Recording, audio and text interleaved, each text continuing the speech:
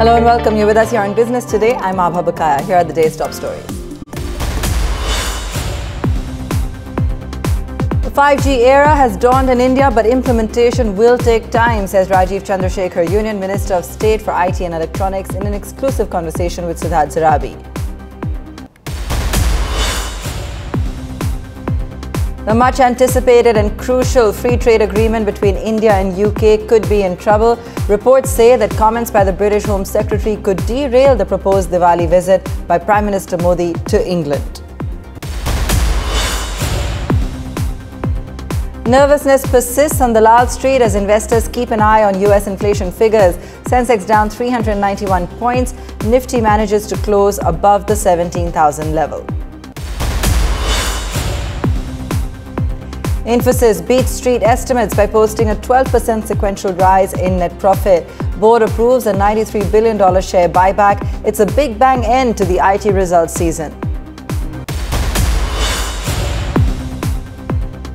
Indian auto industry speeds past the COVID speed breakers. Car sales at a record high in the first half of this financial year. Companies eye record festival season sales.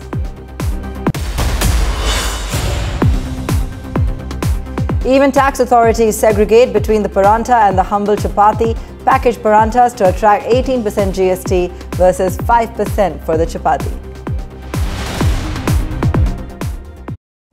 But first, the big news today. Singapore Airlines has said it is in talks with the Tata Group about a potential merger of Vistara and Air India. Vistara is a joint venture of Singapore Airlines and Tata's, and its mergers with Air India will give the new airline the heft to compete with the likes of Indigo. While Air India has an 8.5% market share, Vistara has a larger 9.7% market share, and the combined airline will have a fleet of 178 wide and narrow body aircraft. Let's go across to Chetan Bhutani, who's taking a closer look at the implications of this merger. Early days yet, Chetan, but what are you picking up? Well, that's it, Abha. Early days, as you correctly pointed out, Singapore Airlines is indeed in talks, confidential talks with Tata Group about a potential merger of their joint venture airline Vistara with Air India, which will give the Singapore airline a big boost and a big hold in South Asia market. However, why is this news important? Please understand, you need to understand that Tata's would have a solid partner through Air India, and of course, it would of course have be a great boost for its global operations. Singapore Airlines, however, operates a fleet of 147 Airbus and Boeing aircraft, passenger aircrafts, and of course 8 freighters. However, the merged synergies would of course be a great news for the Indian flyers as well. But yes, Air India and Singapore Airlines and Vistara of course would enjoy a higher market share in India as well. So however, this is just a regulatory filing to inform investors and other parties, and of course no definitive terms have been signed upon or agreed upon by the concerned parties. Of course, they would definitely, if they agree, they would have to definitely go through the regulatory approvals in India as well. So clearly in times to come, we can expect this development. But yes, in times to come, Air India could definitely have a good operation, and Tata's could possibly have a higher market share in times to come. All right, Chetan, thanks so much for joining us with all the details that we currently have. Exciting times for the aviation space. IT bellwether Infosys delivered a strong performance, beating street expectations with a 12% sequential rise in consolidated net profit. Consolidated revenue grew by 6% to 365 billion rupees. The company board has approved a 93 billion rupee share buyback at 1,850 rupees per share, a 30% premium to the closing price of 1,420 rupees. Infosys also announced an interim dividend of 16.5 rupees per share. While the sales guidance for the fiscal has been raised by a percentage point, the margin guidance has been cut by a similar amount. The company says it's won $2.7 billion of large deals in the quarter. Its attrition rate has fallen by 130 basis points on quarter to 27.1%. It has meanwhile emerged that Infosys has also fired Moonlighters in the last 12 months because of confidentiality issues when found working for 2 companies. The revelation comes after its rival Wipro announced that it had fired 300 employees found working simultaneously for competitors. Now, for gig opportunities in the external environment, we support the aspirations of our employees to learn beyond their work. We will support them to work on certain gig projects after the prior approval of the managers. We are also developing more comprehensive policies for that, while ensuring contractual and confidentiality commitments are fully respected. However, to be clear, we do not support dual employment. If we have found in the past, if the employees who are doing blatant work in two specific companies where there's confidentiality issues, we have let go of them. In the last 12 months, but I don't have the data. But we can certainly get it to you. Benchmark indices ended lower today as investors chose to remain on the sidelines ahead of the crucial US inflation data for September, which was released after trading hours in India. The Nifty 50 struggled to sustain above the key psychological level of 17,000 points through the session on account of a decline in select information technology and financial names. However, the index did manage to end at 17,014, down 109 points. The BSE Sensex closed down close to 400 points at 57,235. Among the Nifty 50 stocks, HCL Tech led the rally after better than expected numbers. Others on the gainers list, Sun Pharma, Coal India, Dr. Reddy's and Tata Motors. The losers were led by Wipro, which shed more than 7% of its value after a disappointing July to September quarter. Adani Ports, State Bank of India, SBI Life Insurance and ICICI Bank were some of the other big losers today. The proposed free trade agreement between India and the United Kingdom has run into trouble. The deal, which was expected to be signed by Diwali, is now hanging by a thread thanks to indiscreet and perhaps deliberate comments by Britain's Home Secretary, the 42-year-old Indian origin Suella Braverman. Prime Minister Narendra Modi, currently on an overdrive flagging of trains and schemes before the Assembly Election Model Code of Conduct kicks in, was expected to head to United Kingdom in the 4th week of this month. He was expected to oversee the signing of the much-anticipated free trade agreement between the two countries, a pact that former British Prime Minister Boris Johnson had pushed for. However, comments by the British Home Secretary Suella Braverman may have poured cold water on the deal. The Indian origin politician, whose parents moved to England from Kenya and Mauritius in the 1960s, has been panned for her comments. In an interview to a magazine, she said that Indian migrants are the largest group overstaying in the UK.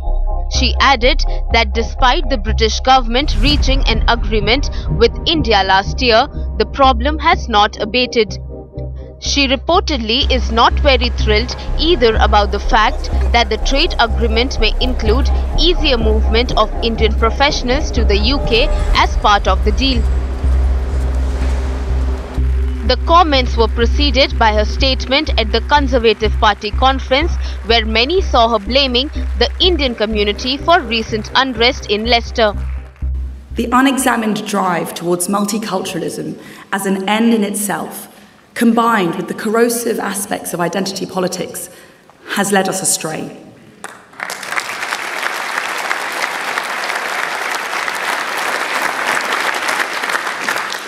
I saw this when I went to Leicester recently, a melting pot of cultures and a beacon of religious harmony. But even there, riots and civil disorder have taken place because of failures to integrate large numbers of newcomers. The External Affairs Ministry was quick to respond, saying India was taking all steps to facilitate the return of citizens who are allegedly overstaying in the UK. The MEA also made it clear that such comments were not appropriate given that trade negotiations were underway.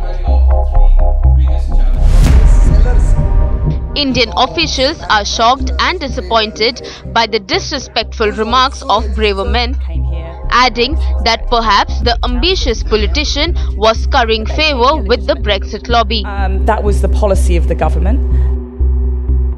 Meanwhile, the British Home Secretary's bravado has attracted a lot of criticism within the UK.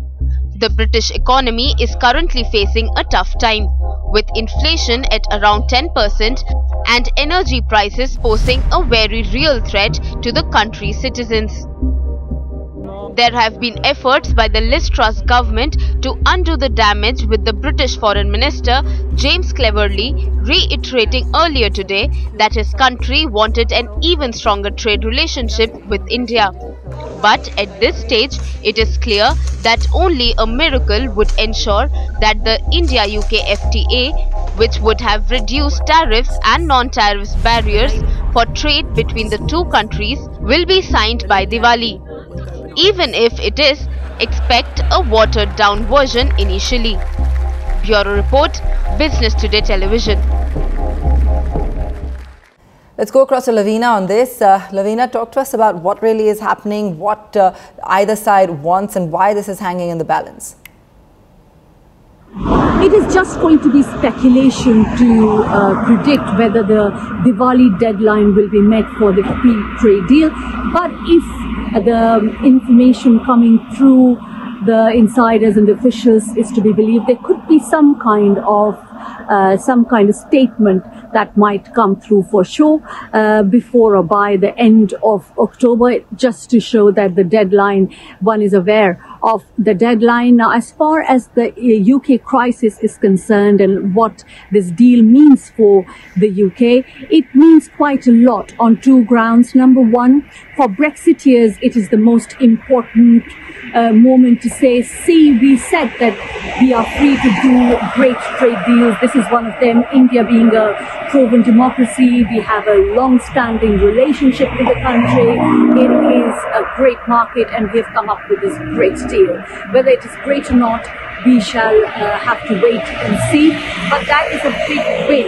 It is also a great win for Liz Truss, that whose cabinet, whose governance has been put to question with a kind of crisis that the country is going through. It already was going through a cost of living crisis, with energy crisis, and with her coming and not raising the taxes and giving the kind of tax relief, it sent the markets in a downward spiral. The pound has suffered. Bank of England had to come to the rescue. Markets are really spiraling down. So that is a big, good, happy moment that she needs, and she was part of it when the deal was started, when Boris Johnson was part of the cabinet, and he wanted this piece of cake, or rather the crown jewel. So the deal, for various reasons, is quite important for the UK. All right, Lavina, thanks for taking us through that. Now, it's been a record-setting first half of the fiscal for the auto sector. According to numbers released this morning, passenger vehicle sales hit a new high of 19.5 lakh units in the April to September period. Commercial vehicle sales in the period rose by 68% over the previous year, while the two-wheeler segment recovered by 28%. Some of the big highlights, as pointed out by the industry group SIAM: festive season sales are expected to set new highs. Raw material costs are going down but are still higher than their pre-COVID levels. Inflation is hurting sales of entry-level two-wheelers, and there's been a considerable improvement in semiconductor supplies. CNG car sales have also fallen due to costlier fuel, and exports are not doing well as the domestic market. The International Monetary Fund had some high words of praise for India's direct cash transfer scheme. In a press briefing, the IMF's Fiscal Affairs Department hailed the scheme as a logistical marvel and said it's being studied for wider implementation. If I look at the case of India, it is actually quite impressive. In fact, just because of the sheer size of the country, it's a logistical marvel how these programs that seek to help people who are at low income levels reach literally hundreds of millions of people. There are programs that target specifically women. There are programs that target the elderly, farmers. Perhaps the interesting part is that in these examples, there's a lot of technological innovation. In the case of India, one thing that is striking is the use of the unique identification system, the Aadhaar.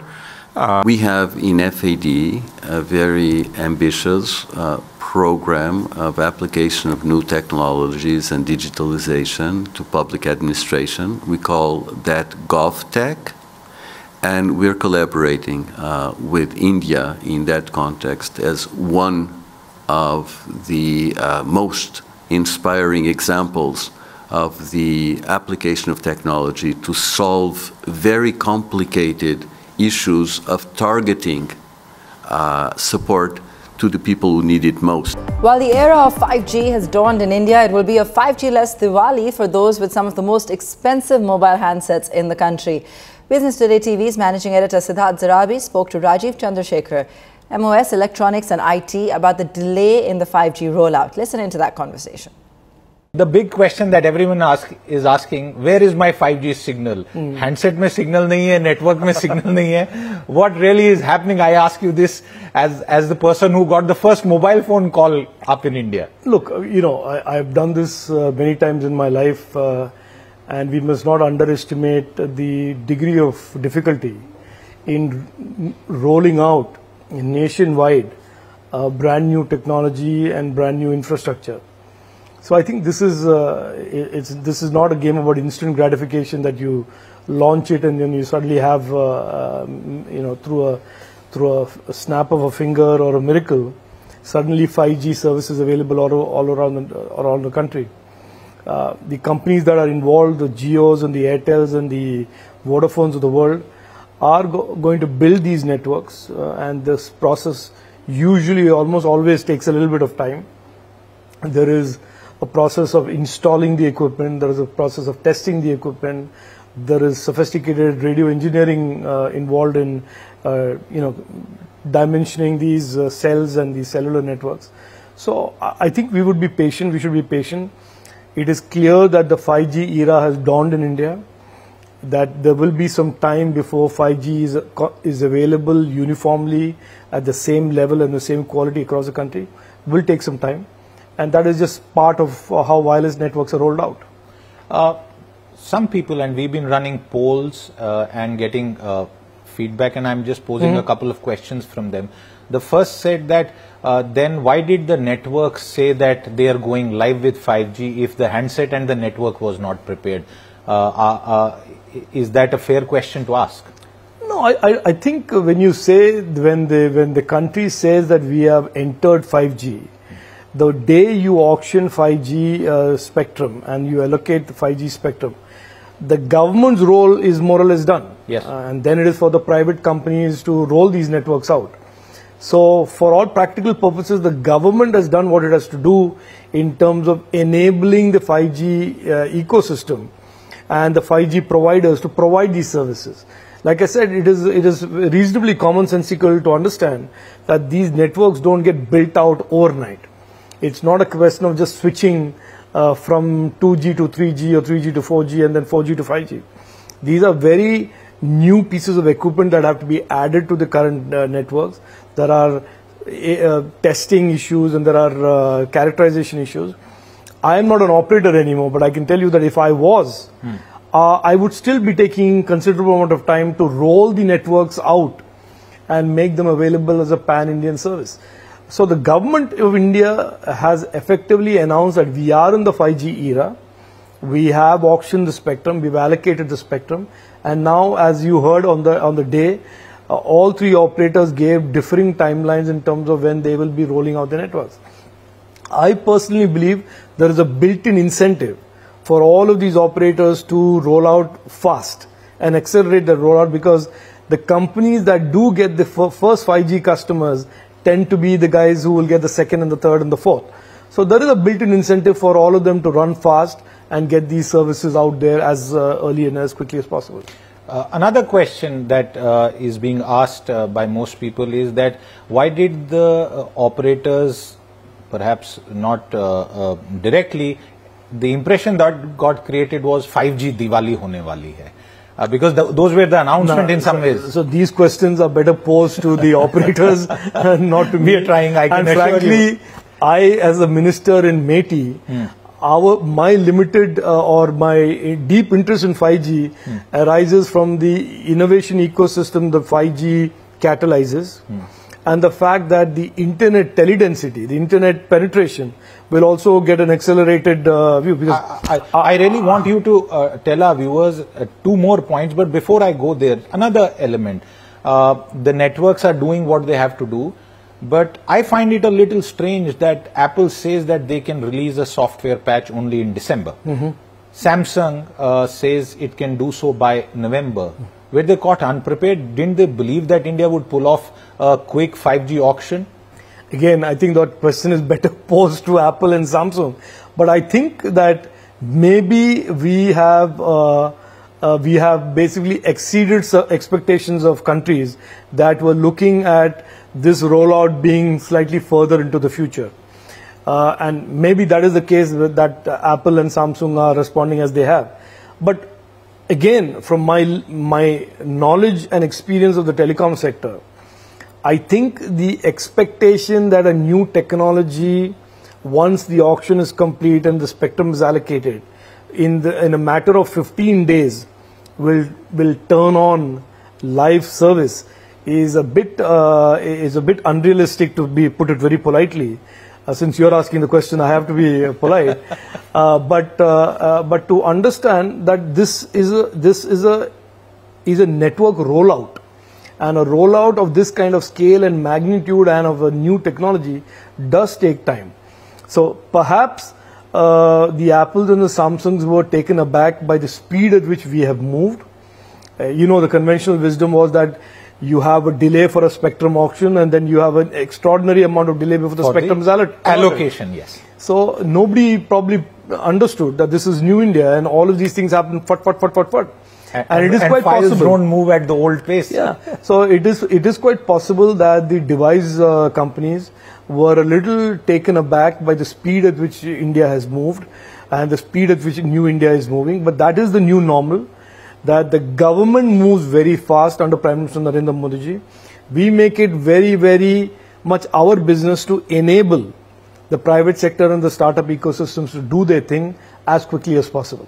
One of the interesting things that he spoke about was the fact that this global semiconductor shortage seems to be easing.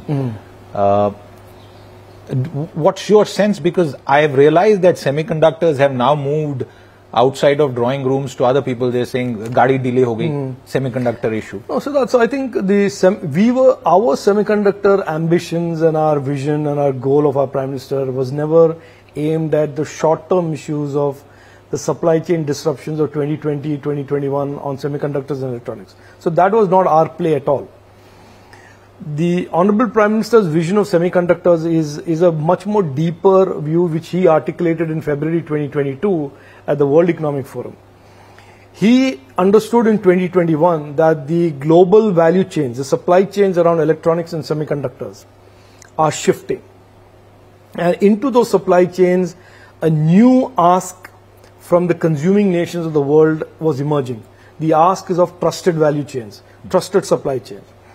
And I think India's position is a position that addresses the need for the world to have trusted value chains in electronics and semiconductors. We have established over the last 2 decades that we are trusted partners in most things technology services. We are now demonstrating in the last 4 years our serious momentum in electronics manufacturing, and as you know, just in the month of September, the first time in the history of India, we have exported $1 billion of electronics in 1 month alone, in September 2022. Wow. So our momentum on that, and we want to get to $300 billion in 2025. That's a target the Honorable Prime Minister has given us, of which $120 billion will be exports.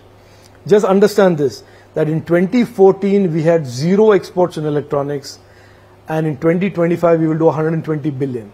In 2014, we imported 90% of all handsets made in India, and in 2022, we manufactured 97% of our handsets consumed in India. That is, in a sense, fueling our ambition and making us reimagine our future. So in that context, semiconductor manufacture, semiconductor design, innovation, and the company you mentioned, Qualcomm, recently celebrated its 100th device design in India. The 100th tape out of devices that they have designed in India. So if Qualcomm is doing it, and other companies like Intel, AMD, and so many other companies in the country are doing it, I think there is a strong argument that that momentum, that talent can be now harnessed to creating a significant presence for India in the global value chains of semiconductors, in manufacturing, in testing, and designing devices of the future. So that is where we are, that is our position, that is our sweet spot, and it is not in competition to the US or Europe or Japan or Korea. I think we have identified our own destiny and journey, and it is a journey that we will certainly be fulfilling over the coming years. There have been headline-grabbing investment announcements by Intel, for example, in the United States, and there is now a local semiconductor push in the most advanced economies. We've also had a Vedanta announcement. Where does that part of the specific effort which you yourself have been involved in stand today? Would it be fair to say that we are perhaps moving a little slower than public expectation? No. Again, like I said, 2014 we were nothing in electronics, and today we are fast emerging as a credible alternate to the traditional basis of manufacturing electronics, and we have an ambition of $300 billion in 2025. We are at $75-80 billion today. It took us 6 years to reach here. So semiconductors and semiconductors ecosystem doesn't get built overnight. It is a direction that Prime Minister has embarked our nation on. It is planning for the future. It is planning for India's decade. And therefore, I will certainly go out on a limb today and tell you that over the next 3-4 years, you will see that India is slowly but surely emerging. A made in India chipset? As a participant in the semiconductor manufacturing ecosystem of the world, as well as certainly design innovations coming from India, that the next generation of devices will be either co-developed by Indian startups or developed by Indian startups. And that's where we leave it on the show tonight. Thanks so much for watching.